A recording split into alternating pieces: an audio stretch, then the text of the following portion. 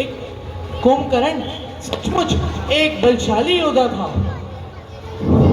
यदि आप कल शस्त्र ना संभालते तो क्षण भर भी हमें उसको रोक पाना बहुत कठिन था। भगवान, मैंने जो अपने गुप्तचर लंका में भेजे थे वो एक विशेष सूचना लेकर आए हैं। कहिए विभीषण जी, क्या उसी वक्त से हमारी शक्ति और शौर्य की वो थाप आ गया था। ठीक उसी रात से लंका की कुल देवी निकुंबला की पुरानी गुफा में वो तंत्र यज्ञ कर रहा है जिससे वो अमोघ शस्त्र को प्राप्त करना चाहता है। ये अमोघ शस्त्र ऐसा शस्त्र है जिसकी काट सारी सृष्टि में किसी के पास भी नहीं है। वो ऐसा इसीलिए कर रहा है ताकि युद्ध एक तरफा हो सके। इसी रावण ने बिना समय गवाए ही कुंभकर्ण को समय से पहले ही जगा दिया और अपने बाकी के पुत्रों को बलि पर चढ़वा दिया। मेघनाथ उस दिन से दोबारा युद्ध भूमि में नजर नहीं आया।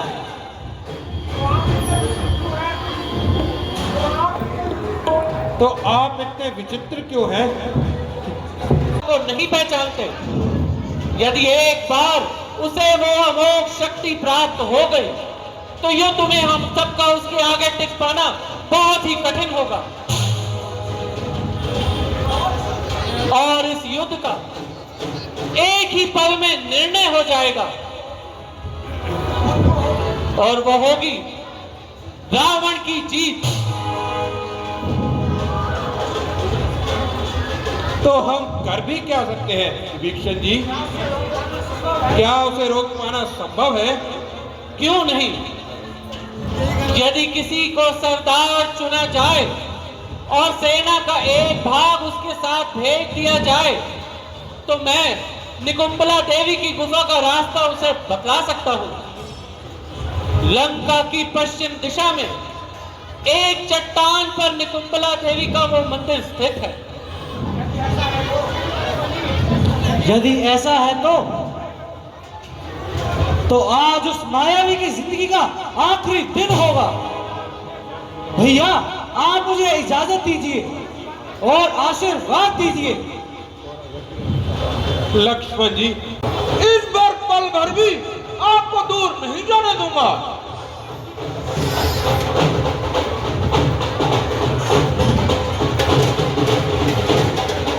जाना खाली खतरे से खाली नहीं। और दूसरा ये कि युद्ध को युद्ध की तरह जीतना ही धर्म है। अकेले ही शत्रुओं पर वार करना अनीति और अत्याचार है। तो फिर क्या करें?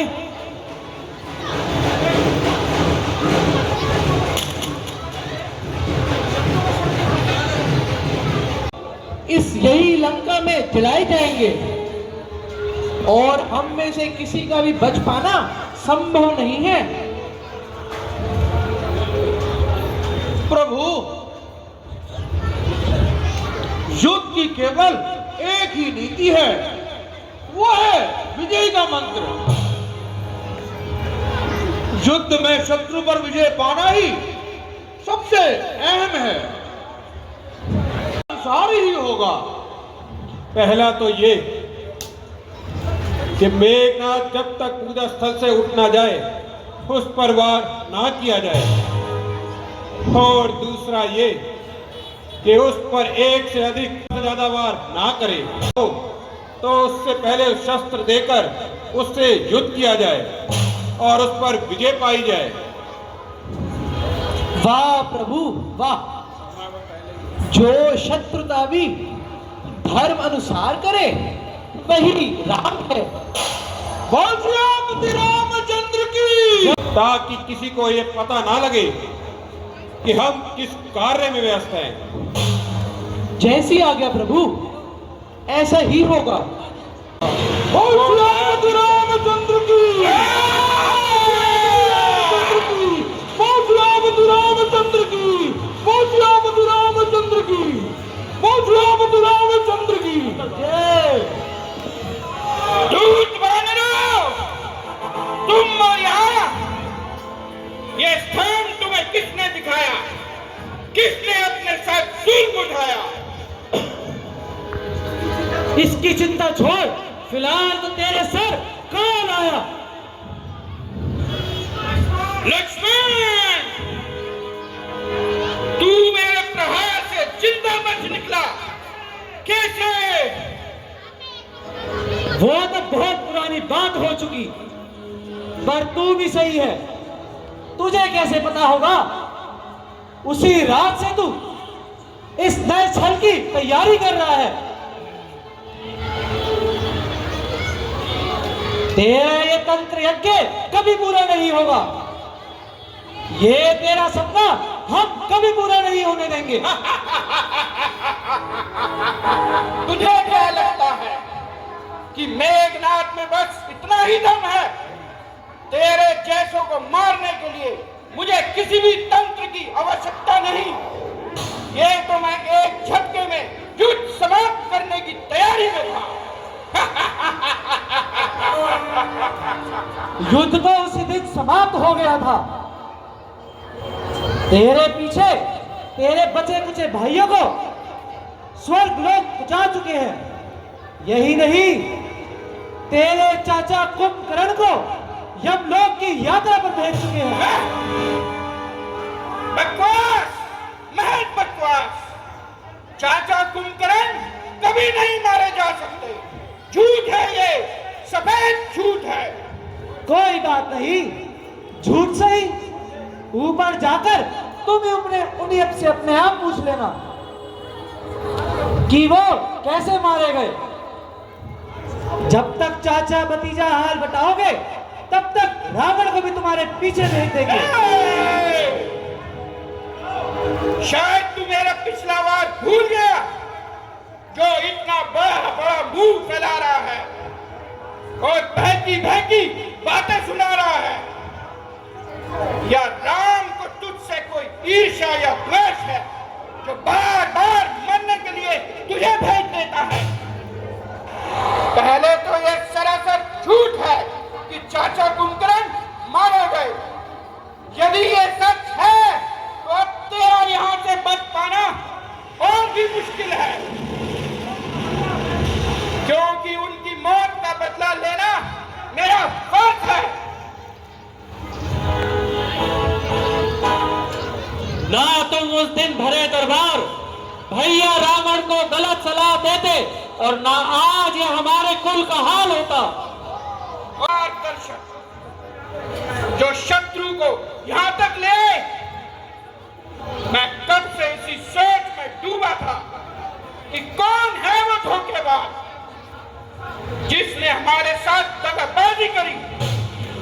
पर मैं भूल गया था कि तेरे जैसे जलील, देशद्रोही, कुल घाती और मक्कार रिश्तेदार के होते शत्रु की क्या आवश्यकता है? अपने बड़े भाई कुंभकर्ण को तो तू मरवा चुका है और हमें भी मरवा कर दम लेगा।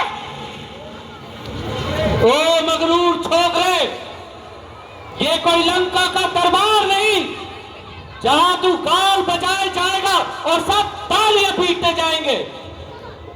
युद्ध की केवल एक ही बात होती है, अस्त्र शस्त्रों की भाषा।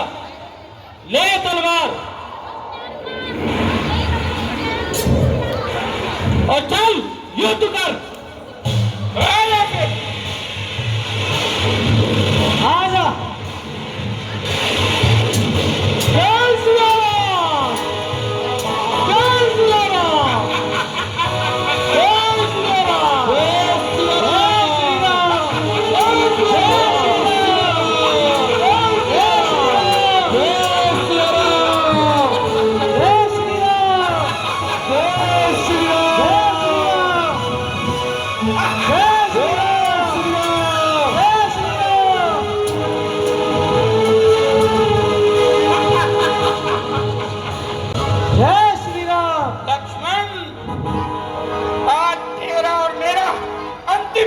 होगा।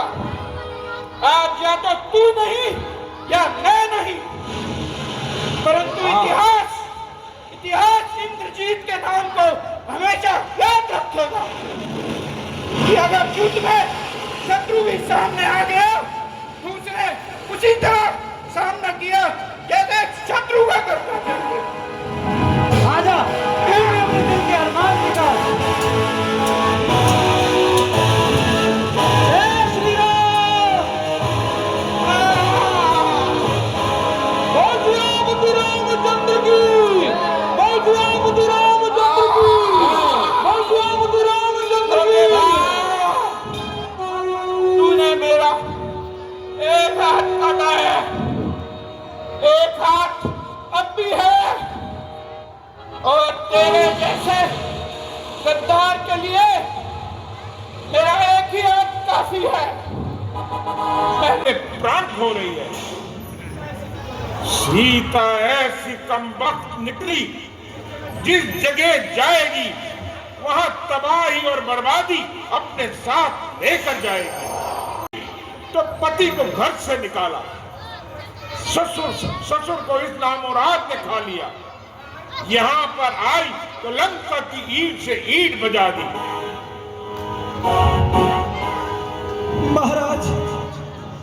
महाराज लंकापति, क्या हुआ? हमारे मेघनाथ। शीघ्र कहो, क्या हुआ? रुक क्यों गए तुम? शीघ्र कहो। मेरे पुत्र इंद्रजीत अभी विजयी होकर आ रहा है ना?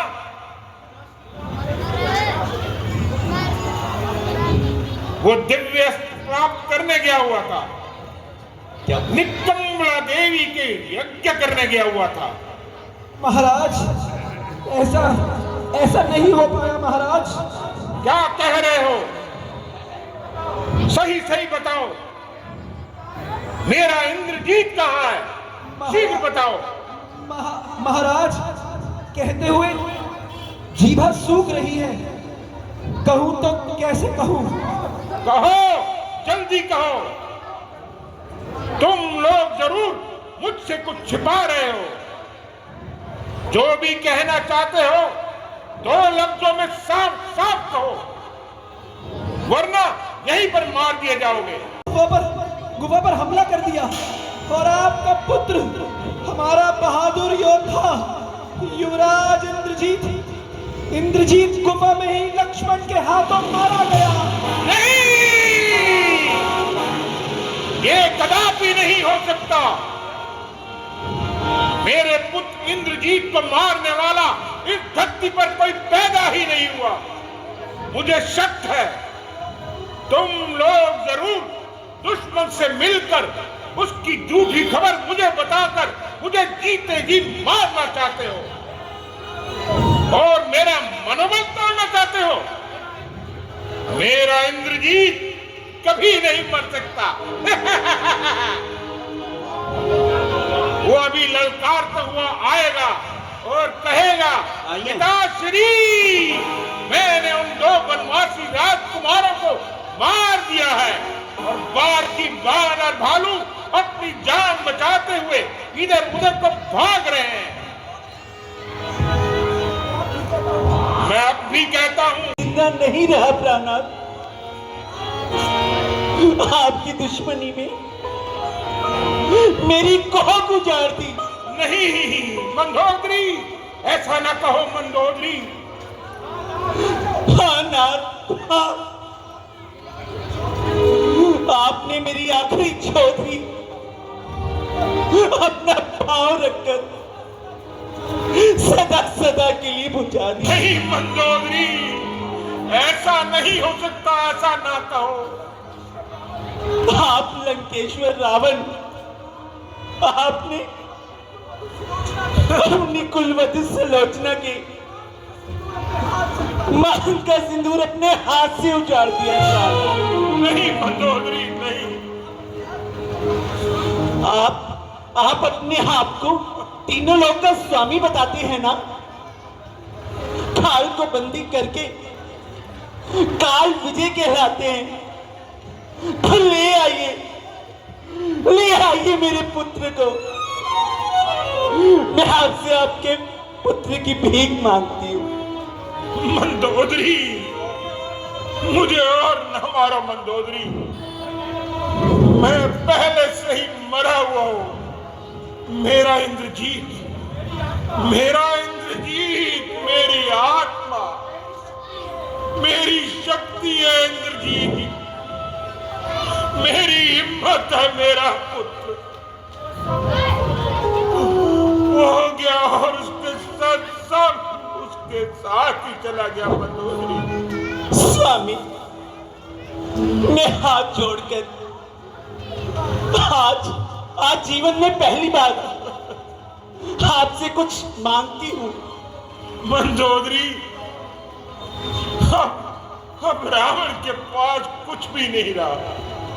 नाथ, मैं कोई ऐसी अनमोल वस्तु नहीं मांग रही आपसे। बोलो मंदोदरी, क्या चाहिए फिर? अपना सुहाग चाहिए मुझे। सुहाग चाहिए मुझे। मैं देख रही हूं कि कहीं मुझे भी दीवार से सर मार मार कर रोना ना पड़े, मुझे अपना सिंदूर मिटाना ना पड़े लाल। नाथ मैं पांव पड़ती हूं। जो गया वो लौट के नहीं आएगा, पर मेरे जो सामने है उससे तो बचा लूं। नाथ, राम के छोटे भाई ने सीता हरण के समय एक जरा सी रेखा खींची, आप उसे पार ना कर सके और वो हजारों वानरों को सागर पार करके लंका आ गया। जिस शिव धनुष को आप जगह से ना हिला सके, उस शिव धनुष पर चिल्ला चढ़ा दिया और उसके टुकड़े कर डाले। मंदोदरी, मैं पहले ही पुत्र वियोग में मरा जा रहा हूं और तुम शत्रु की शक्ति का बखान कर करके और मुझे धमका रही हो। मैं शत्रु की शक्ति का बखान नहीं कर रही, अपितु आपको समझाना चाहती हूँ और कुछ दिखाना चाहती हूँ कि राम और रावण में कोई तुलना नहीं। राम राम है और रावण है, और ये है रावण, पुत्र वियोग में रोता हुआ अपने भाई, अपने कुलबे को निस्तानाबूद होते हुए देख रहा है।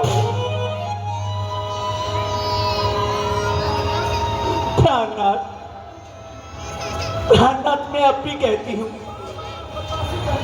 जिसे आप बार बार बनवासी कहते हैं, वो बनवासी नहीं है, वो स्वयं नारायण है। नारायण है? अगर वो सचमुच नारायण है तो फिर मैं उससे अपने बेटों का चुन चुन कर बदला लूंगा। रावण के नाती बेटे सारे सरदार चले गए, अब रावण हार मान ले और उनसे संधि कर ले। नहीं, ऐसा कभी नहीं हो सकता मंदोदरी। यदि उन वनवासी तो मेरा नाम भी रावण नहीं, नर हो या नारायण, अब तो जीत, या तो जीत होगी या हार होगी। नर कोई नहीं कर सकता प्राणनाथ। फिर ये क्षत्रिय आपके सामने क्या चीज है? यदि तुम चाहो आज लंका बच सकती है। जो जीवन के अंतिम दिन तक अपना मस्तक किसी के आगे झुकने ना दे, वो वीर है। जो लड़ते लड़ते वीरों की भांति मर जाए, वो वीर है। इसी आज मुझे एक वैरागी की भांति अपना फर्ज निभाने दो मंदोदरी। इसी में मेरी शान है और इसी में लंका की आन है। यदि राम नर है तो वो आज रावण के हाथों मारा जाएगा, और यदि वो भगवान है तो रावण का वध करने में जितनी ख्याति उसे मिलेगी, उतनी तीनों लोकों और तीनों कालों में हम दोनों। महारानी मंदोदरी, हमारे शरीर तो नाशवान है और आत्माएं अमर है। केवल इतना विश्वास रखना, तुम्हारा रावण कभी नहीं मारेगा, सदैव अमर रहेगा। मरता वही है जिसकी कीर्ति मर जाती है, और रावण की कीर्ति दिगो दिगंतर तक अमर रहेगी। तुम्हारा रावण अमर रहेगा, तुम्हारा रावण अमर रहेगा। ये है हमारा रावण। मेरे टीटू भैया, हम प्यार से टीटू भैया बोलते हैं, और सुनील कपूर हमारे बचपन का मेरा दोस्त भी है। और यहाँ आके मेरे को अपना बचपन याद आ गया। जब मैं अपनी दादी के साथ यहाँ आता था तो पहला रामलीला देखने के लिए यहाँ पास बनते थे। करीब 15-15 दिन पहला यहाँ पास बनने की लाइन लग जाती थी, और ट्रकों में लोग बड़ी दूर दूर से यहाँ विजय रामलीला को देखने आते थे। हम छोटे होते थे तो सीन खत्म होता था तो जैसे आज ये बच्चे भागते हैं ना, तो हम भी अंदर भागते थे। और ये दीवारें जो होती खाली जो होती इतनी भरी भरी होती थी, और ट्रकों में दूर पीछे तक लोग खड़े होकर देखते थे। मेरे बच्चे आज भी बोलते हैं पापा रामलीला पे जाना है, तो मैं तो जरूर जाओ।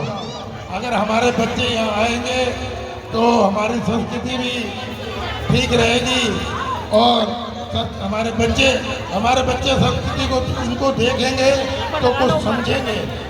मेरी यही प्रार्थना है। और देखो, इतनी महंगाई में और इतना महंगा खर्चा करना, इतनी लाइटें, इतना प्रोग्राम करना कोई मामूली बात नहीं है। मैं तो यही प्रार्थना करता हूँ कि विजय रामलीला को जितना हो सके अपना दान दें, अपना समर्थन दें, और इनके लिए जो कलाकार हैं और जो हमारे ये प्रधान जी हैं सुनील कपूर जी, इनका भी हौसला बना रहे। मैं बार बार आपको यही कहूँगा कि आप इनसे जुड़े। जय हिंद, जय भारत, जय श्री।